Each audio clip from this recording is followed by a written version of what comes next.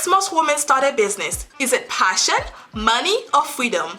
Welcome to Female Founders, the podcast that takes you behind the scene with women who are founders and CEOs to help you start and scale a successful business of your own. I am your host, Nagelia de Ravin. Hello everyone, welcome to another episode of Female Founders. In this episode, we are going to have a conversation with an amazing young lady, Charente Carr. She went through so many ups and downs to finally launching her own business that can support others. This is going to be a real conversation you don't want to miss.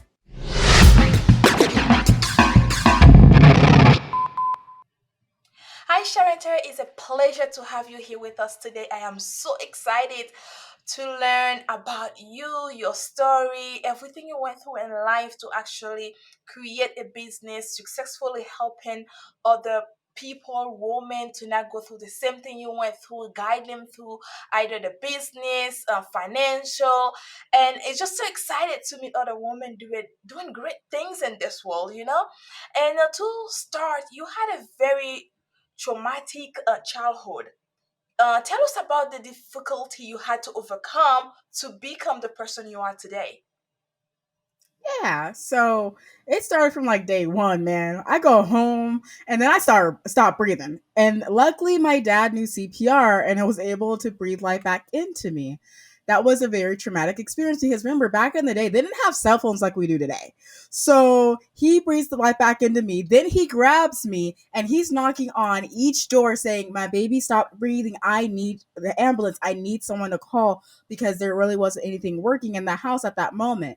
So he's knocking on doors, and I finally get to the hospital. And then from that point until the age of 5, I had febrile seizures, and I was in and out the hospital being stuck on a constant basis. Because I guess at that time they didn't believe babies had emotions whatsoever, so they would just stick the child in regards to however they wanted to. So later on, that was a thing that I will go into a little bit later, but that was the beginning of it. After I had that, I was like, okay, things will get better. Things will get better. Okay, cool. Then the asthma started kicking up, and I was told, hey, she's not going to be able to do extracurricular activities. The first thing was when I was an infant, they said she's not going to be able to read or write. My mom said, no, that's not going to happen. And she took me out of school for about a month to be able to sit with me and for me to be able to learn how to read and write, even though it was very slow. She took the time to make sure that that wasn't going to happen.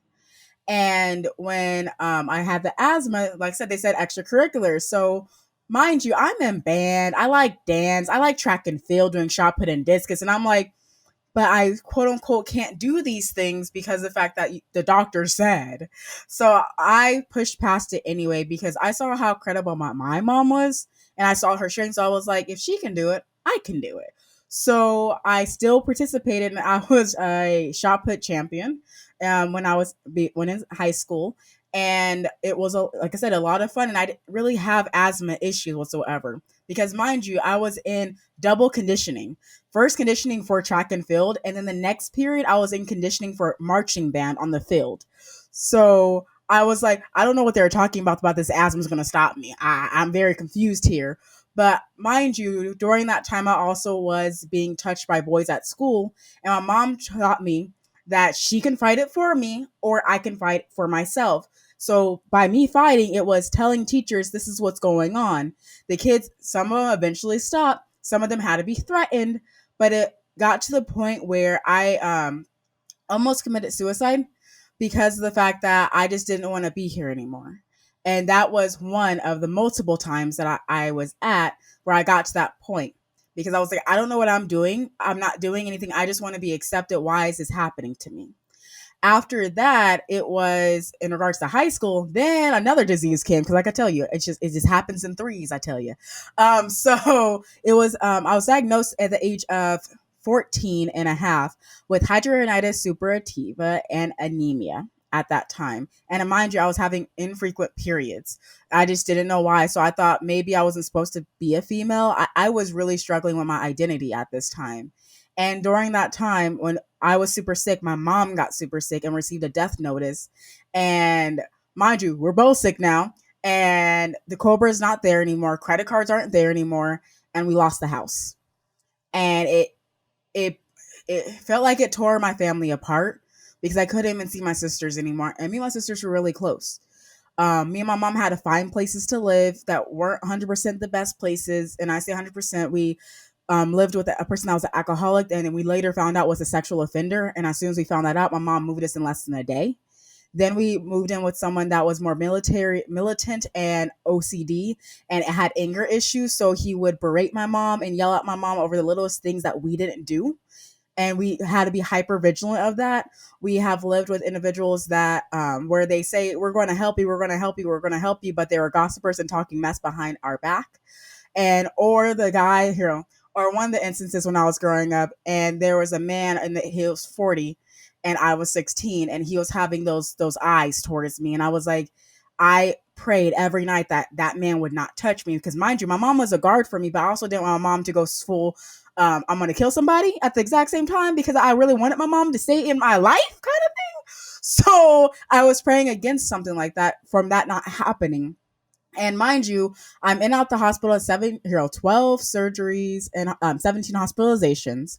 And mind you, each hospitalization, because I went to Chalk first, then they sent me to an adult hospital because they didn't want to help me with the medical or help my mom with the medical bill. So they said, you know what, you're just going to transfer you to adult hospital. I don't know if that was illegal or not because I was still a child.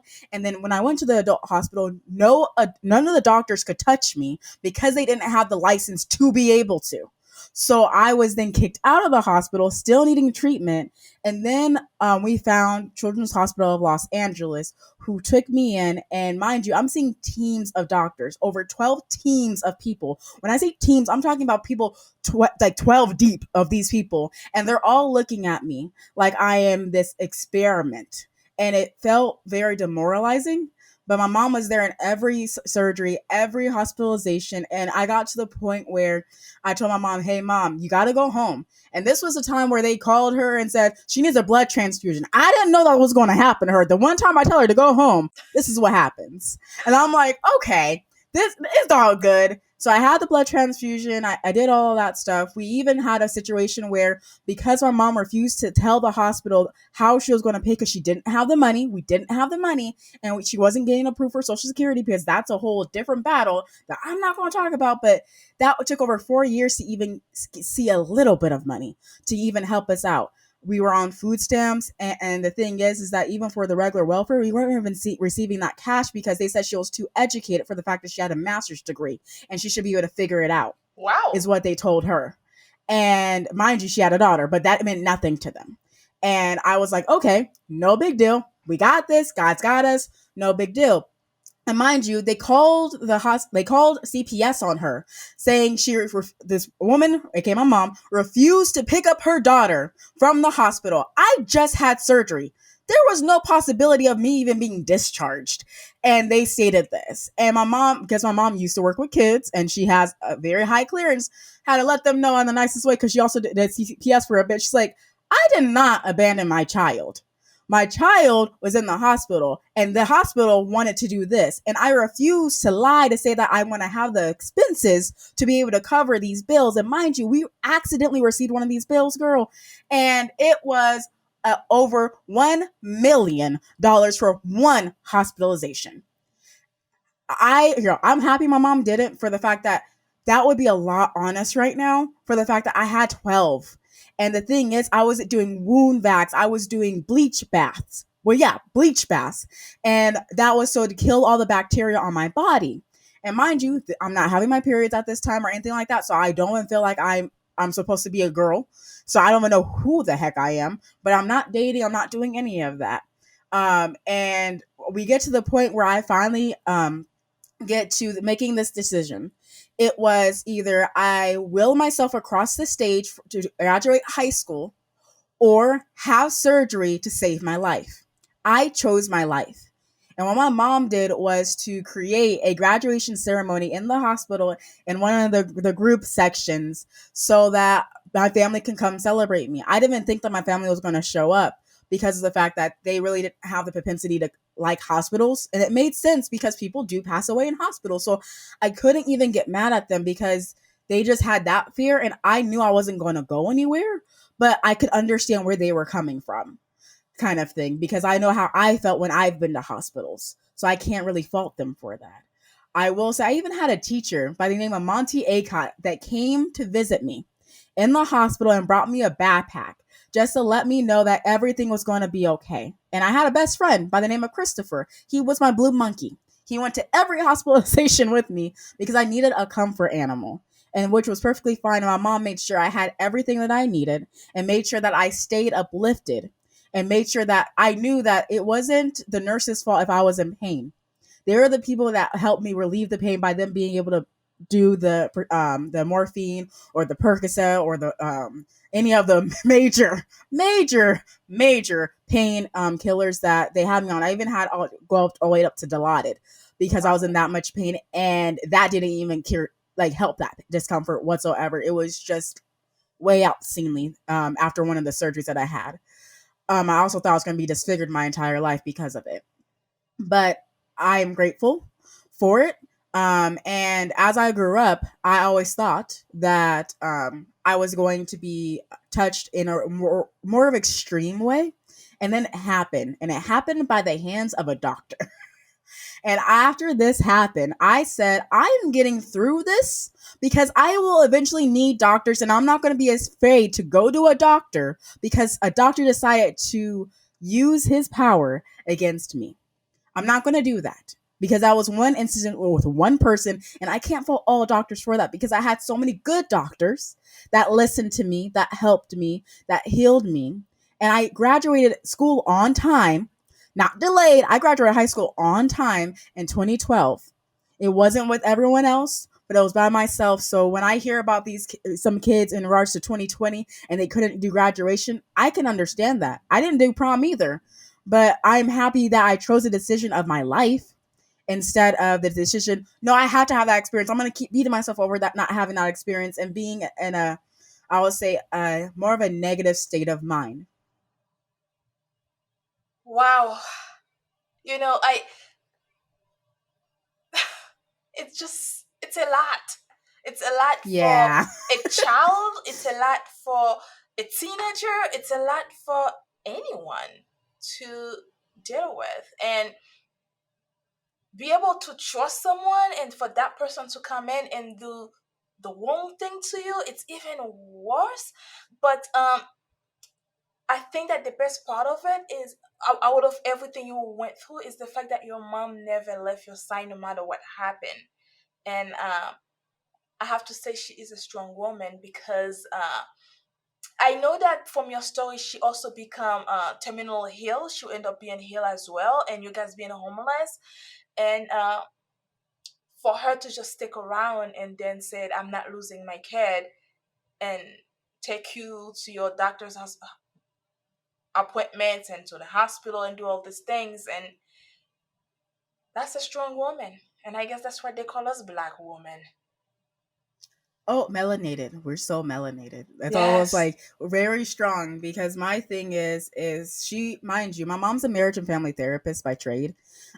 She is now going into more life coaching because the that system is very flawed for the fact that they want you to keep rehashing your past, and that doesn't help a traumatic situation. You don't need to go back to the past unless you're going back to fix it in your mind so that you can move on.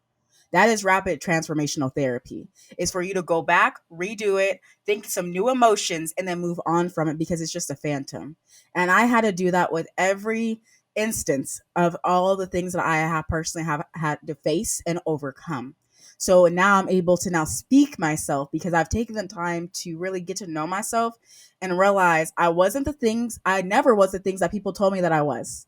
They might have been like that. They might have not been able to do it, but that wasn't me because I always had this one verse like always endeared in my heart, which was, I can do all things through Christ who gives me the strength.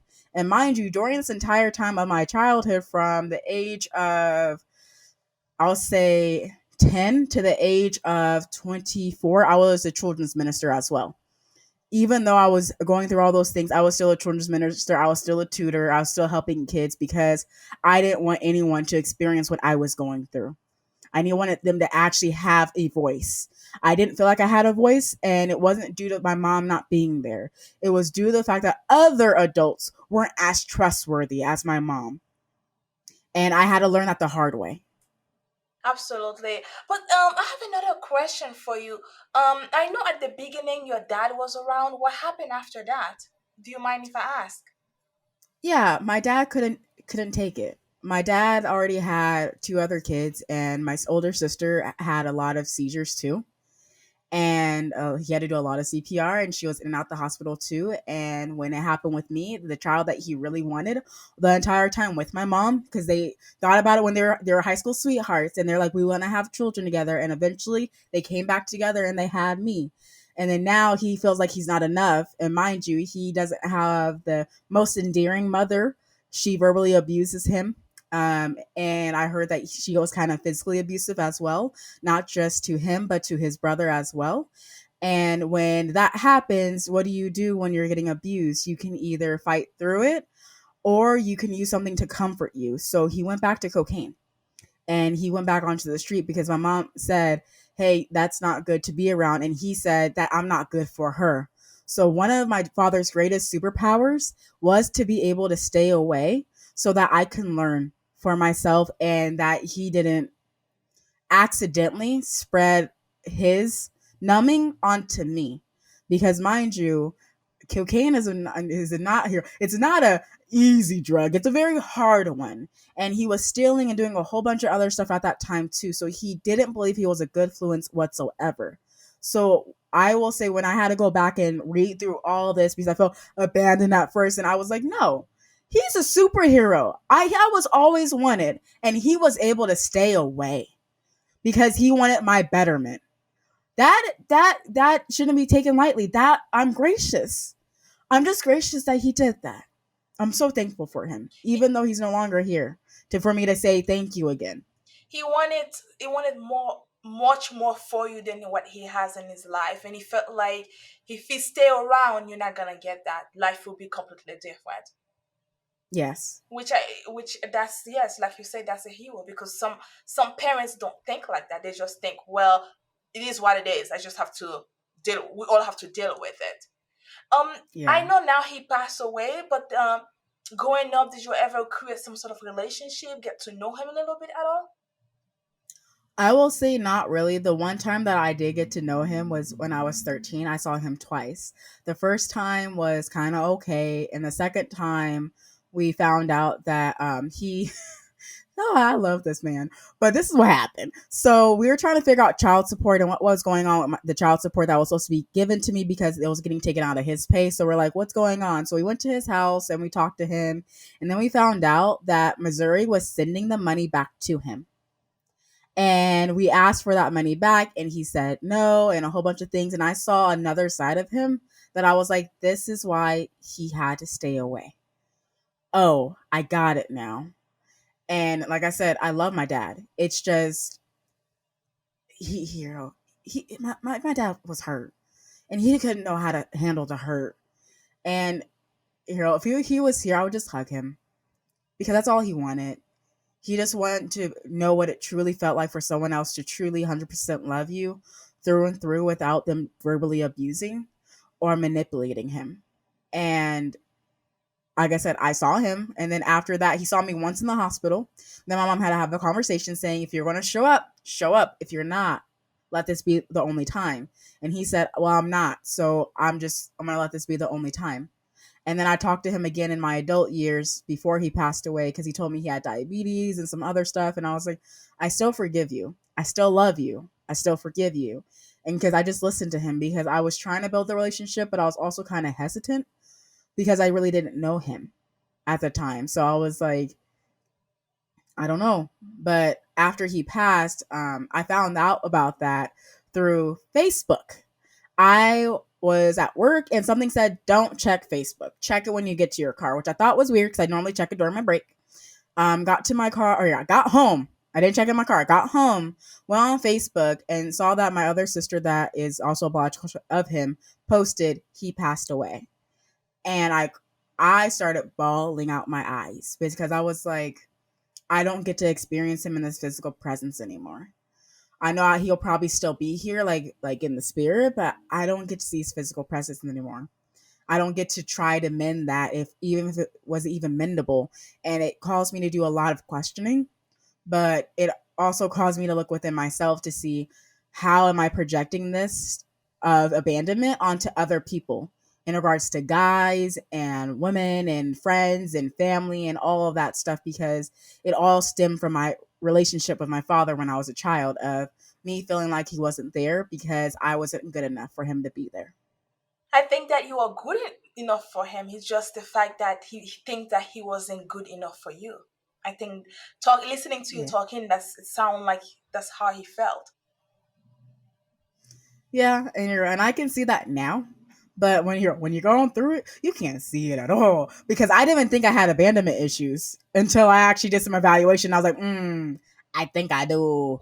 Okay, how do we work on this? Okay, we got to forgive. Okay, but not forget, forgive and learn the lesson, so I can reevaluate and learn that every person is uniquely them, and what they project to me is also in me. So if I feel abandoned, does that person feel abandoned? Does that person feel not heard or not seen or not enough? Because I truly believe that we're mirrors for each other, and we're projectors, and we sometimes don't realize that we're true holograms. Okay, we're That's projectors. true. Okay, so I just it was a learning experience, but like I said, I'm very grateful for my dad. I'm glad you are. What or who inspired you to write? You have been writing wonderful poetry and short stories since the age of 15. Yeah, so what happened with that was a suicidal episode. So in ninth grade, after we lost the house and stuff like that, I couldn't wrap my head around it. I was getting sicker and stuff like that, and I didn't know what to do. So I was like, I can't be a burden on my mom. I should just go, so that she can live the life that she really needs to live, and my sisters will have the mom kind of thing. I didn't need to be here anymore.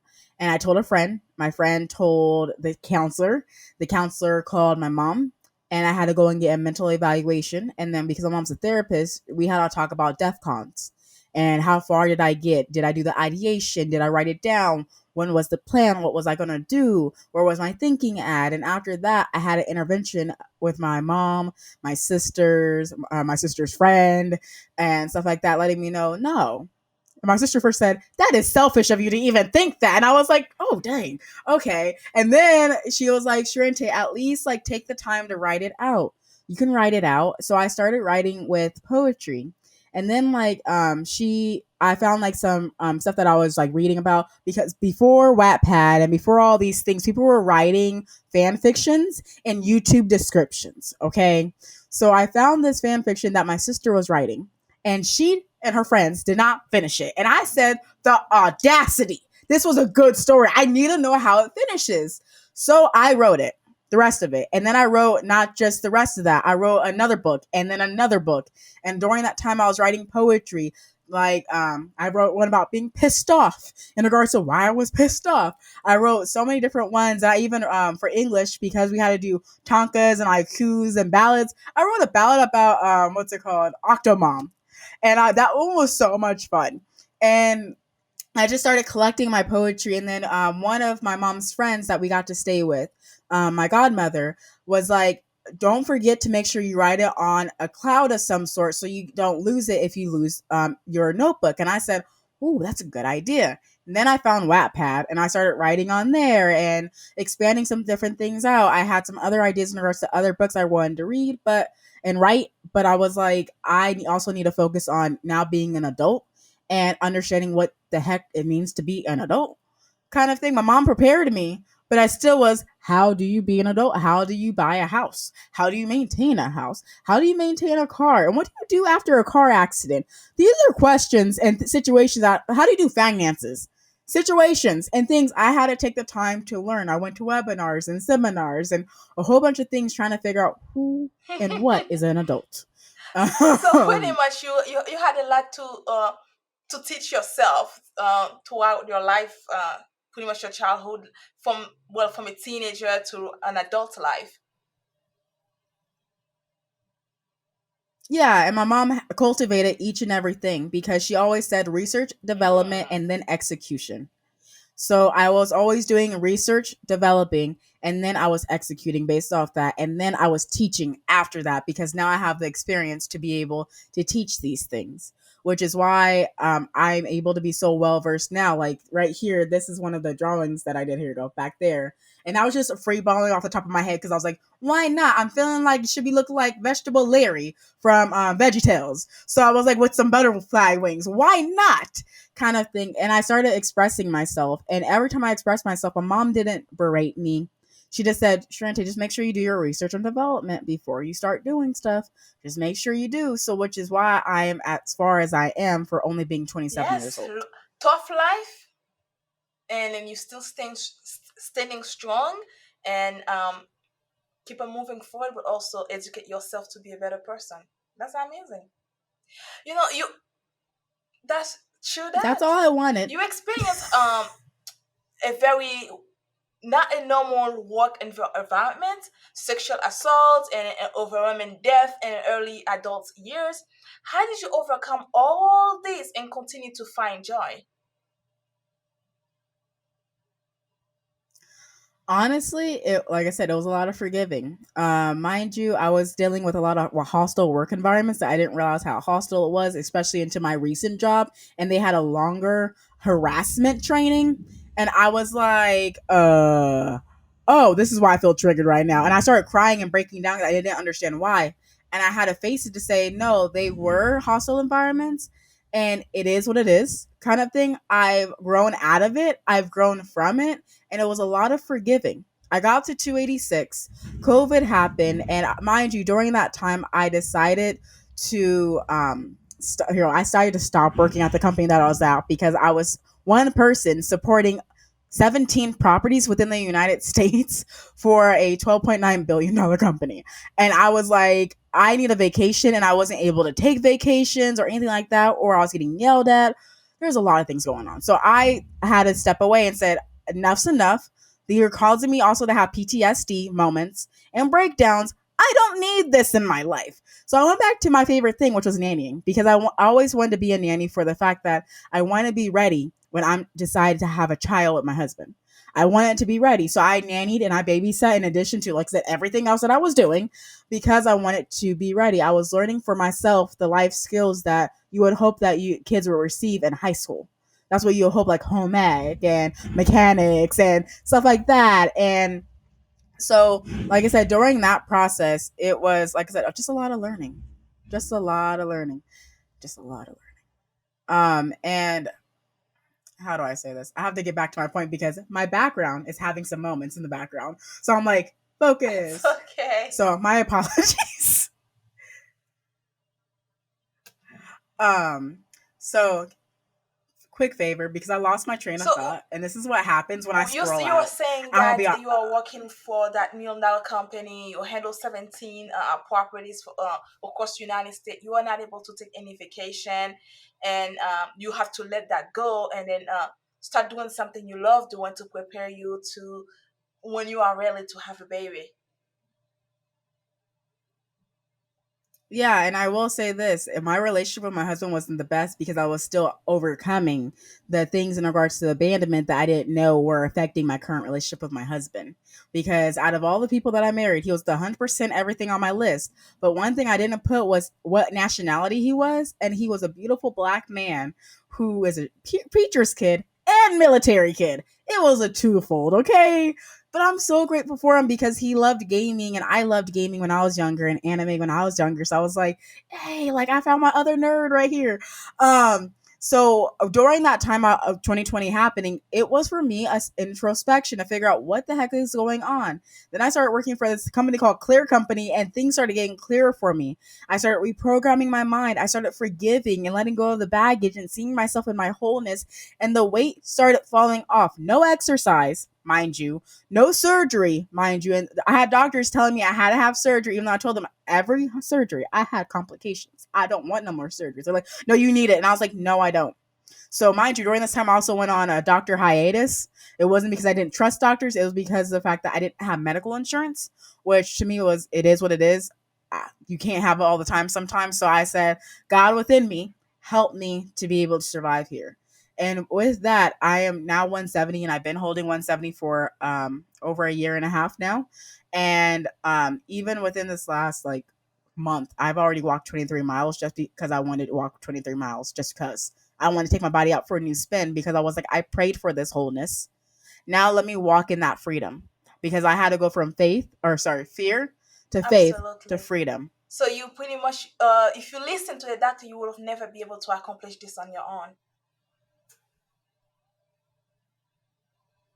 No, I had to use the God here, the God within me. And God for me is love. Because all to me, all who we are is love. And at this experience is for us to get back to that. Because we are all united. We are all one. We are all light beings. It's just when we get into this world, we have to learn how to become the light again without Absolutely. doing our Yep, I ascension, got you. if you know what I mean. So I had to really learn all of these different things, even in spirituality, and not really going to a religious place anymore and a temple anymore, but actually learning the Bible for myself. Yeah, I can hear the pastor talk about it, but I needed to learn it for myself. Study thyself to prove, the Bible says. And a fool despises knowledge. And I realized that a lot of my adult years, I was a fool because I refused to listen to anyone else sometimes. And it was because I really thought my own understanding was enough, and it wasn't enough, because I can't know everything. Like, I don't understand why pigeons do half the things they do, or penguins say I love you with a rock. I don't get that. But the universe gets that, and I'm fine with that. I got to the place where I feel like I know nothing, but I know a little bit. I think that every day we learn something, even when we don't pay attention to it. So we are always learning either way, either we want it or like it or not. I learn from my son, which is just a kid. Every day I learn something. Sometimes he's saying things to me. I'm like, huh, I didn't know that. Well, thanks. I just learned something today. Thank you. But now let's get into the business part. What get you into business? So, from the time I was 2 years old, I have been called in my family chairman of the board since I was two. So because I said that, I was like, and I envisioned at 10 years old that I wanted my own wellness center. I didn't know I just knew I wanted every type of walk of like thing that you need, like restaurants, wellness centers and stuff like that. I just wanted it all together in one spot, so people can come and people can get healed, so they wouldn't have to continue going through the reality that they didn't want to be in anymore. And with that being said, I decided to start reading leadership books and motivational tapes on a constant basis. So many books, so many books, so many webinars, so many conferences, just to learn more and more and more. And I got a associates in business. And mind you, at every job that I was at, the reason I chose the particular jobs that I did was due to industry and me deciding to take all these jobs as internships for when it was time for me to have my own business. So I was in sales and doing retail and all that fun stuff for clothing brands. And I was like, not really my thing, but I understand now how to sell. And then I went into customer service and shipping. So I understood how that works in regards to shipping on an airplane or UPS, FedEx, or private carry, a white glove kind of thing. Then after that, I went to work for Google, and that was doing educational marketing, which was really fun to do, especially for the fact that it was with VR. And I was like, that's so dope. So I got to do that. After that experience, that's when I moved into hospitality, and I got to learn recruiting in a new way. During the recruiting, I also learned ERLR, so employee relations and labor relations. I learned how to be an HR generalist and talent performance and onboarding and the workday system. So that's ERP. ERP is an employee resource planning software that is kind of pricey. I'm just going to say that it's kind of pricey, but I wanted to learn it, and I found out for me it was just a big Excel with that was like a database or access kind of thing of Microsoft. And I just really liked it. So the next position I had was back in customer service, but it was in the IT side of things. So I really got to flex my coding and understanding what the inspect tool is, how to report an incident with different things like that, and how to be empathetic doing all this and teaching all this to individuals that it were more technologically challenged. And mind you, they would always call me, my family, when they had an IT issue. Charente, how do you do this? And I'm like, I got you. and I send them a video, or I call them and walk them through it. And that's literally for me why I personally have an Android and I have an iPhone, because my family is separatist. When I say separatist, I mean it's separate. Some of them have Android and some of them have iPhone. So I got both of them. So I'm like, just in case they ask me, I have it. And then after that position, now I was swept up because I didn't even pray. I wasn't talking about this or nothing or praying about it, but I received a blessing that I was asking for 4 years that I just left by the wayside of my mind. I wanted to work. I wanted to actually be an official Workday consultant, because at that first company they refused to give me that title, even though I was doing it without prior knowledge. I was just able to bust out reports, make job aids, do configurations in the system, update integrations, be able to do all of this, and like I said, support and bridge the gap between multiple states so they all felt like they were heard and they were seen. Um, so with that, like I said, with the next job, I was up into a government contract where I got to work with that system again. I got to work with Workday again. And then they're like, I told them a recommendation, and this saved this company over Wow. $1 million to $2 million. Okay. And mind you, that also meant that I was cutting my own position, but I was fine with that because I wanted the business to be better. And it wouldn't make sense for them to fiscally spend that much money when that money could be allocated doing something else for the betterment of this United States, because it was a government place that handled a lot of that stuff.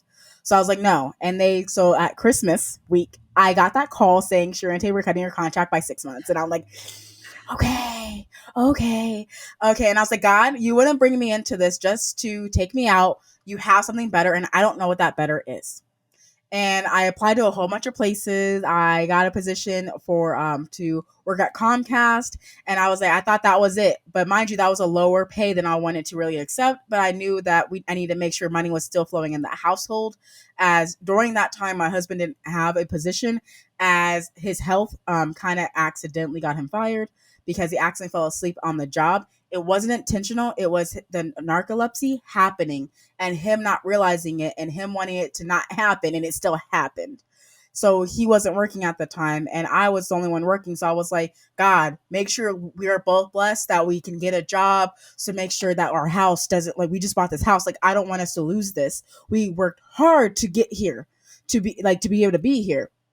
Praying. We still want to go on our vacation in California. And like I said, I got that Comcast, and I was like, and I applied for Dutch Bros. Dutch Bros is a coffee brand that started in Grants Pass, Oregon. And at the time, I didn't know this, but my mission statement was to be able to, I think, spread love and light with every interaction that I had, or something like that was my mission statement. And when they called me, I was like, okay, why not? I talked to them, interviewed. Next day, they're like, can you interview again with a group? And I was like, sure, why not? That looks like a good sign. And I did. And then an hour later, Charente, would you like to receive this position? I was like, yeah. And technically, it was under the what I was asking for. Okay. But I was like, this is a company that I've seen how they interacted. I've seen how the broistas, which are the servers, the people that actually take all the orders, stuff like that, how nice they are before I even worked for it. I remember how my sister was like, Charente, I told them that our sister transitioned when she transitioned last year. And what they did for her is they said, we're praying for you. This is what they wrote on her cup. We're praying for you and we got you. And my sister goes every day because all they were doing is spreading love. And I was so excited to be able to work with a company that was their mission, was to spread love one company at a time, or one cup at a time. And now I'm doing Workday, I'm doing recruiting, and I'm using all those skills that I learned at all those other positions for the betterment. And this is a company that I can stand behind because I know where their heart actually is at. And it's not the money, it's about spreading love and light and actually being there for their employees. I even had mental breakdowns during the time because I had to relearn how to trust people that I didn't think were going to take my words and use them against me. And they were there with me the entire time. Even my manager gave me, she says that, Charente, trust is earned, trust is not given. I understand. And after that, it's been groovy, I tell you. I'm so excited to meet them in April, but it's been really, really good. And it's nice to actually work for a company that's people first without them pushing it's people first. Because some places say no, it's people first, but they're not people oriented Absolutely. whatsoever. So They're pretty money much, if I driven. understand correctly, you are using all of the skills, leadership, business, recruiting, all of the skills, all the things that you have been learning the past few years, and now you are using all of them in one to help to support one company because you love the mission. Exactly. And mind you, that, and this is why I also love this company. They want every employee to build their own thing. So they said, we're here for you when you need us, but when you don't, we're going to root you on from a distance. And they do. They even have programs where it's set up in your offer letter that they will give you money for education, whether it's traditional or whether it's something that, like a certificate that you want to get on your own. They'll give you that money back because they want you to grow. The point of it's not for you to stay within the company, it's for you to grow however you choose to want to grow. And during that time, mind you, I still do my business stuff and I do teaching. I'm still going to be writing children's books and self help books and stuff like that. And I already started and I have a lot of stuff that I've been sitting on. So I just have to get things in order. And I was learning recently the legal side of things, getting a business plan and not just YOLOing everything because that was a lot of money expended of my own money. And I was like, well, we need to get some fiscally like right here because we are over budget at Right. this point, at least my budget. And figuring out what this means and what this looks like and being able to teach the each and everything that I'm learning to somebody else. So no matter what I've done for my career, I have taught people how to create LLCs. I've taught people how to do their taxes. I've taught people how do you actually love yourself? What does that look like? How does that feel? And just coaching people no matter where I was at, because mind you, I was doing all this coaching while I was doing recruiting at that bigger name company. And when I finally told them what I was doing, let's just say the person had a superiority complex for a second. They're like, "What do you mean you did it?" Because I was managing my manager and other managers and directors, and they're like, "What?" And I was like, "Well, I have conversations with them. I coach them all the time in regards to a whole bunch of different areas. Even when they ask me intimate and personal questions, I was coaching them." I didn't care because to me, it was a human asking me a question in regards to how to be human. And I didn't see anything wrong with that. And so when I finally mentioned it, like I said, it wasn't so nice. But now I'm not going to worry about that. And I don't worry about that because I'm someone's cup of tea and I'm here for a reason, even if not everyone can see that reason. And And that's let's okay. say in near future, do you plan on using all of the skills to actually build a company that can help people globally? I currently am. So my company's name is JCLV 21 and JCLV. I have both names because I make sure like that. But they both are going to have different focuses. Like one of my companies is going to be more for speaking engagements and training.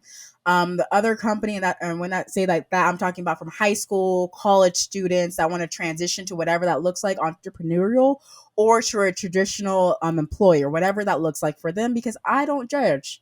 I just want to support. In addition to that, it's also helping people that are more technologically challenged start their business because the computer is one of the obstacles that they're currently facing. And I don't mind taking the time to help them as I'm really, really patient for the fact that I understand what it means to not know something. And it was really nice when I received help and they didn't try to force it down my throat, aka my mom. So I take a lot of compassion to what I do. The second part of my company is where it focuses more on the books for the self-help books as well as ethnic children books. So my first book that I did was an African American letter tracing book that I did. That was a lot of fun. And then I'm going to get more into ebooks and children's books with that as my products to sell, because like I said, I just want as many people to be healed and helped as they want to be, not the ones that don't want to change. I want to help all the people that want to make that change and are having that little bit of difficulty doing that, whether it's coaching them on the private, doing a public session, So or pretty whatever that much looks you like will for them. be you still gonna be working for the company you are with at the same time on the side, building your company, and hopefully as you feel comfortable with your own company, you will move forward to grow it even bigger than Yeah, and the thing is I'm also helping my mom build her company up too. So it's that. going to be a lot of companies that are coming out of this and nonprofits and stuff because me and my mom both have the mission of If you're ready to be healed, we are here to do it. And we're also not going to be people that are going to be overly aggressive. We're going to understand your unique things. We're going to understand your unique triggers, and we're not going to step on your flag. We're here to actually help you and meet you where you're at, not make you rise above to something that you don't feel like you can meet, or step down below where you don't feel like you are enough, or that you're. No, we want to meet the person where they're at. So, because I have all of these quote unquote things that happen to me, it has made me who I am today, It which is a makes you diamond in the stronger. rough. And talking to you, I feel like I can picture you like the next Oprah. Like, it's like even the face, like when you talk, I like your voice is even bigger than Oprah. I mean, like, I feel like if you even get to like radio or TV, things like that, I can imagine you how blow up you will be so fast because of your voice itself, and you have a way of talking that actually make people feel like they can relate. They want to be in that space, which is very fascinating because not everybody have that gift to be able to do something like that. So today you work for a Fortune 500 company, overcome all odds in life. How does it feel to be victorious? I'm still learning how to feel it on a constant basis. I will say that, because for myself, this is one thing that I'm still learning, is to do a reflection to actually see how far I've come. I decided to actually do a reflection for my business and myself. And I was like, I've come so far, and I have to keep reminding myself to rest in the joy for the fact that I did the dang thing. And I continue to do the dang thing. And not everyone does this. Because I thought at one time everyone does this. And then I learned the nicest way possible that not everyone does this. And I'm like, why can't I just be happy? Because, like I said, at that time, I felt still unresolved in regards to not being enough. So I even have it all around myself to remind myself I create my own reality. I am more than enough, and I rest in that. And I will say, I also sing, I paint, and I do a whole bunch of other stuff too. So when I got to start singing again, it it really helped me feel my power, because it was Charente, you're back. Because you used to sing all the time. Charente, you're back. And I will say right now, as we're talking, I feel all the joy in my body. And it feels really, really good. And I'm not going to cry because I'm on camera, but know that it could happen. It can Okay. happen. You see the beautiful eyes. It could happen anytime. But like I said, I appreciate it. I'm just very appreciative, and I'm thankful, and I'm grateful that I am still walking today. And like today, I even went to the chiropractor to realign myself, because, mind you, when I had the hydronitis, it was also behind my legs and in my groin area. So walking was not the easiest, and I was limping everywhere. So now my body's coming back to alignment, and I'm like, whoo, this is a new body. What's going to happen now? And I'm like, I can flex like that. I can bend down and touch my feet and like have no issues. What? And I will say, every time that happens, it's very joyful. Or when I finally was able to do crisscross applesauce again, hands on my lap, I started crying because I was like, I can do this again. I remember when I was doing that when I was a younger baby, but not when I was an adult. That was something that was always a difficulty for me. No, it doesn't matter what size I was, 200, 286, it doesn't matter. Sitting like that was very uncomfortable for me. And now it's just comfortable. Like sitting here, I'm very comfortable, which is why you can see the light in my eyes, because I'm not hiding behind the pain. And before, I used to hide behind it. Now I'm not. And I feel a lot better. So resting in it feels really good. And also choosing to the positive thought instead of only focusing on the negative thought is beautiful. Yes, sometimes I have to tell my inner self, hey, be quiet. That wasn't nice. And mind you, I have to stop saying nice. So I have to start saying kind, because nice simply means, the etymology of that means arrogant and stupid. So it was kind of me to tell myself to be quiet sometimes, because mind you, my ego is always talking to me. And like I said, to try to rest and joy all the time is a constant meditation, to be able to be in the now, be in the present, and realize how this reality was created. And it didn't take a day to build this, it took years to be where I'm at. And the thing is that it takes years to build the company. So be it.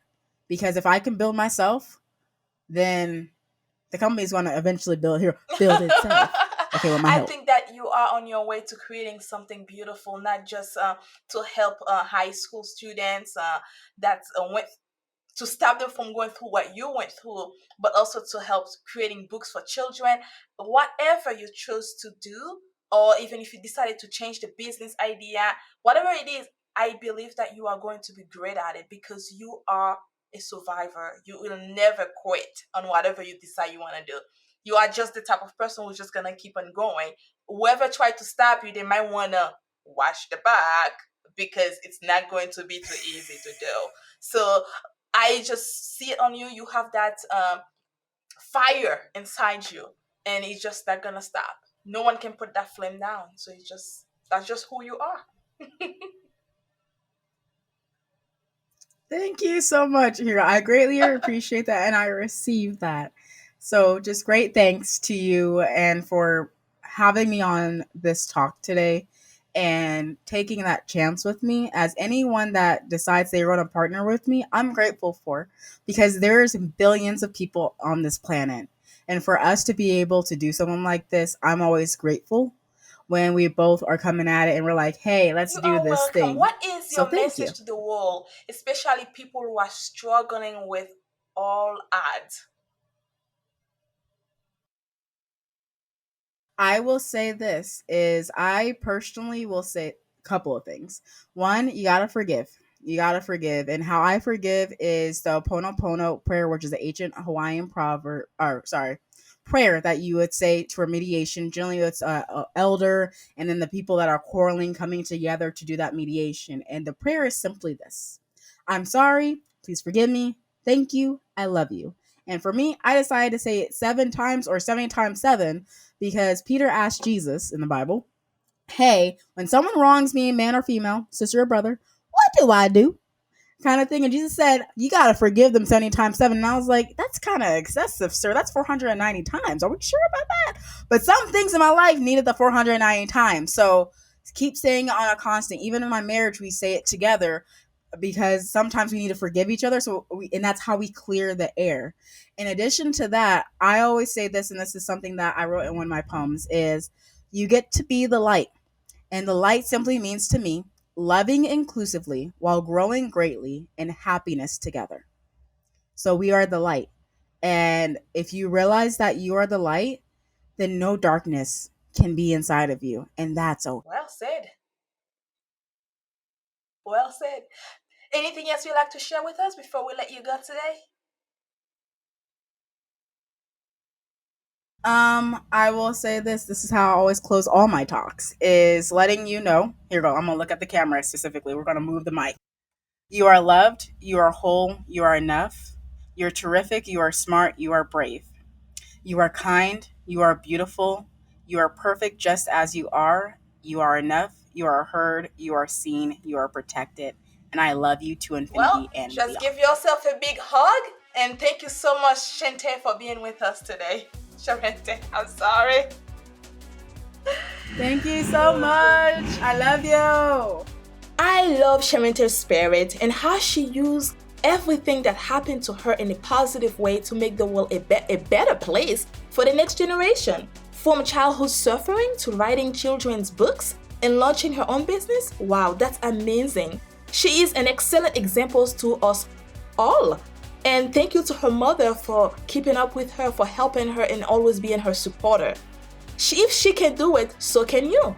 Thank you, Charente, for taking the time to have this conversation with me.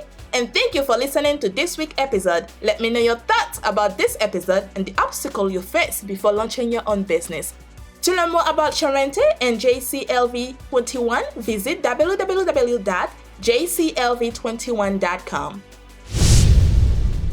Thank you for listening to Female Founders Podcast. That's it for this week's episode. Be sure to follow us on your favorite podcast app or connect with us on womel.com so that you don't miss our next episode. See you next time. Bye for now.